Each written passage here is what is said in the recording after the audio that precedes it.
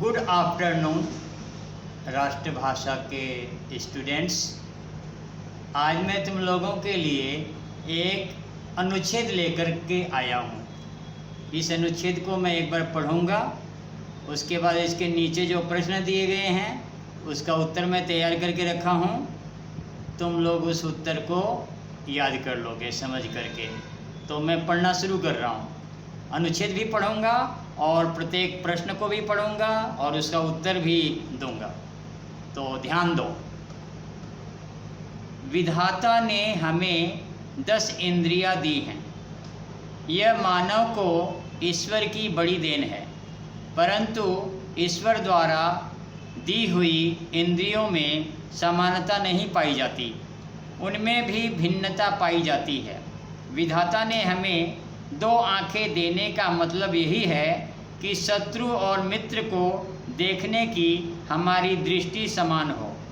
2 कान इसलिए दिए हैं कि एक कान से अच्छाई सुने और दूसरे कान से बुराई छोड़ दें।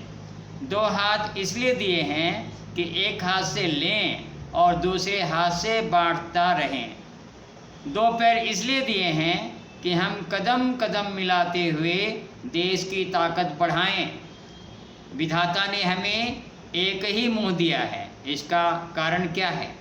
इसलिए कि वह मर्यादा पुरुषोत्तम राम की तरह एक वचनी हो, देश के लिए वचनबद्ध हो। इस लोक कल्याण की भावना में समस्त मानव जाति का कल्याण निहित है। अब सुनो, प्रश्न 1 में है, ईश्वर की सबसे बड़ी देन क्या है? इसका उत्तर होगा, ईश्वर की सबसे बड़ी देन 10 इंद्रियां हैं। आ नंबर में है, शत्रु और मित्र की ओर देखने की दृष्टि कैसी हो? उत्तर होगा, शत्रु और मित्र की ओर देखने की हमारी दृष्टि समान होनी चाहिए। ई नंबर में है, मानव जाति का कल्याण किस बात में है? उत्तर होगा, लोक कल्याण की भावना में ही मानव जाति का कल्याण निहित है। बड़ी ई में है, विधाता द्वारा दिए गए मुंह का क्या मतलब है? उत्तर होगा, विधाता द्वारा दिए गए एक मुंह का मतलब है कि वह मर्यादा पुरुषोत्तम राम की तरह एक वचनी बने, देश के लिए वचनबद्ध हो। और अंतिम प्रश्न है, उपर्युक्त गद्य खंड के लिए योग्य शीर्षक लिखिए।